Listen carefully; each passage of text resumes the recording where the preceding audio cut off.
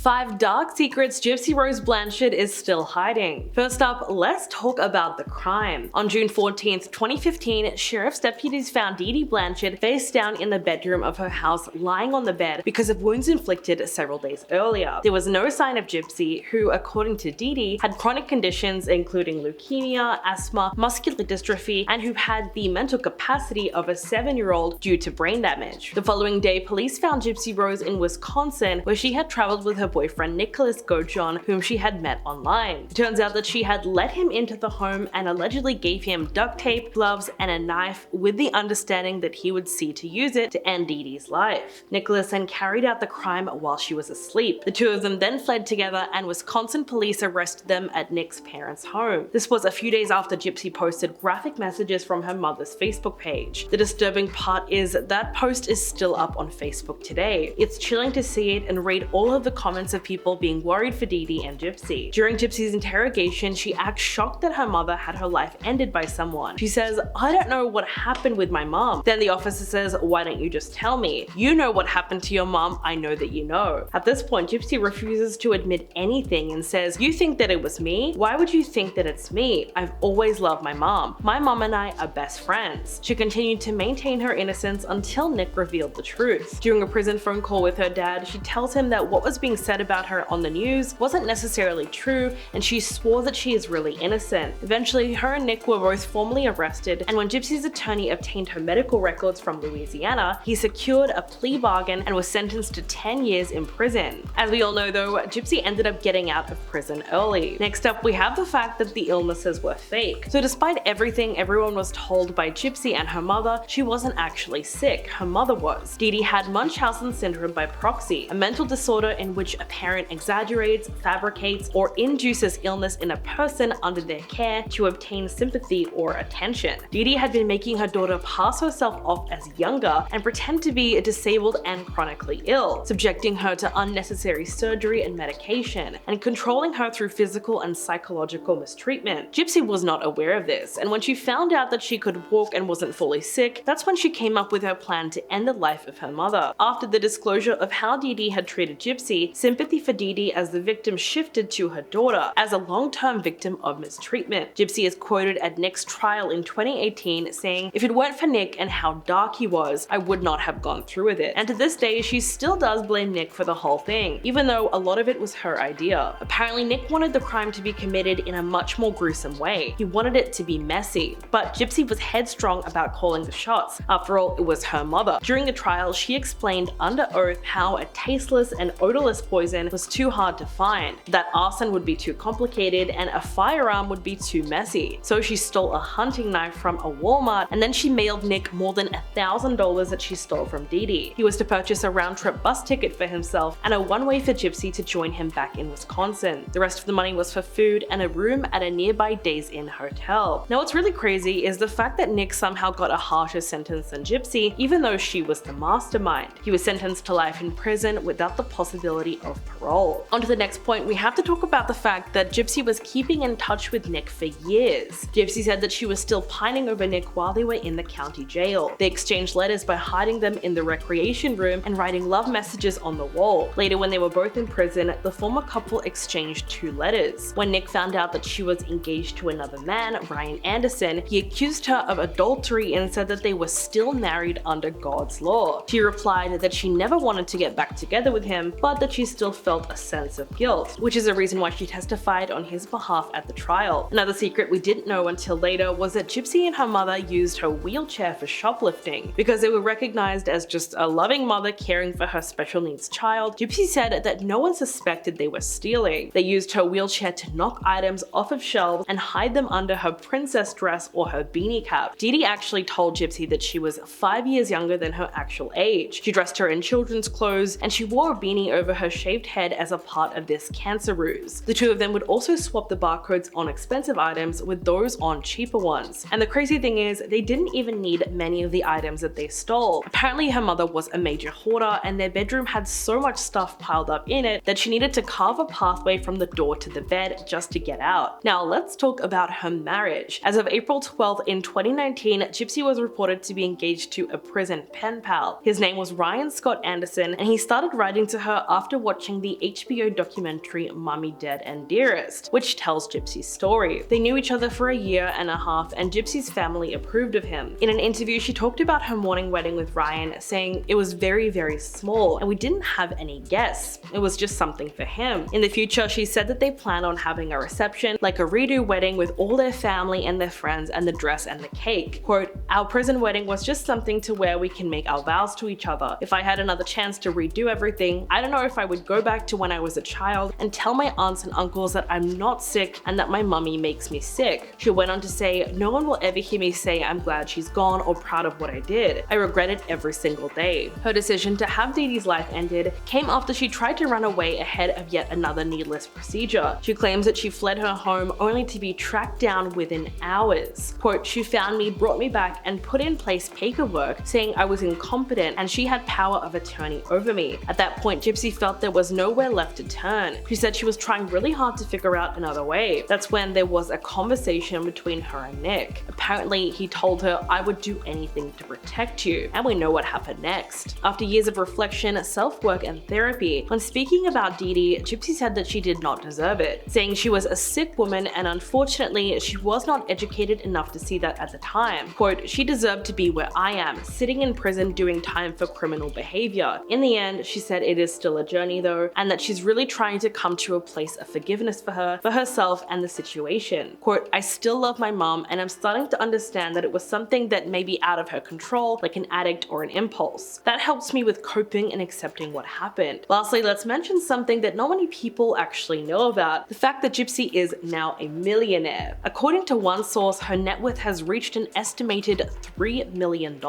Wow. Now, how does one spend nearly 9 years in prison with no previous employment experience only to somehow become a millionaire upon their release? Well, her financial status is undeniably linked to her unexpected prominence as a public figure. The documentaries and true crime adaptations featuring her have not only contributed to her net worth, but they've also fueled the ongoing public interest in her case. From participating in documentaries that delve into the complexities of her case, to signing book deals that offer readers insights into her life, she has strategically leveraged her unique experiences. Not only that, but her presence on social media platforms with over 8.3 million followers on Instagram, involvement in speaking engagements, and sponsorships all contribute to her overall income. Now, allegedly, Gypsy's journey into the public eye was neither planned nor conventional, but she wants to use her platform to raise awareness about the intricate issues surrounding Munchausen syndrome by proxy. As we know, her case led to a major media frenzy. Many documentaries and films were made about Gypsy and her mother. There are countless podcasts released over the years detailing the case, and people just cannot seem to get enough of it. With this fame, even before she was released from prison, many young people fully embraced Gypsy into stan culture, or basically obsessive fandoms. There were countdowns to her prison release and videos made on TikTok glorifying her life and her story. After she started her social media presence, comments under her TikTok videos read, "We love you, Gypsy Rose," and calling her an absolute queen. But we all know that fan culture is pretty complex. Fans are often dedicated to one person and invested in how that person acts. Many people think of Gypsy's rise to fame as disturbing, dystopian, and just plain strange. In fact, one TikTok creator posted a video looking at her and the so-called influencer pipeline, saying, "We want her to perform for us." They actually predicted that once Gypsy gains too much fame and popularity online and starts receiving brand deals, people will turn on her, wanting her to be humbled. And that seems to be exactly what has been happening. Of course, some people also hope that she just stays off of social media and takes the time that she needs to reacquaint herself in the world. Right now, she has 17 videos on her TikTok account with over 510 million views, and she's created multiple viral audios. The attention she's gotten in the past 3 weeks is just pure insanity. So it's no surprise people are starting to question this person that is so very admired. She's still so new to social media, and already Gen Z is obsessed with her. In response to that, she said, "I'm coming into this brand new. I feel like I'm a new baby bird on the internet. I don't even know how to do all of the emojis. I think they relate to me in a sense because I'm coming out and experiencing things for the first time." While going on The View, Gypsy spoke about her life in prison and also her plans to use her platform to advocate for other victims of Munchausen syndrome by proxy. And it seems like that's what she's actually going to do. So what do you think about Gypsy Rose Blanchard now? Please let me know in the comments below, and I'll catch you guys in the next video.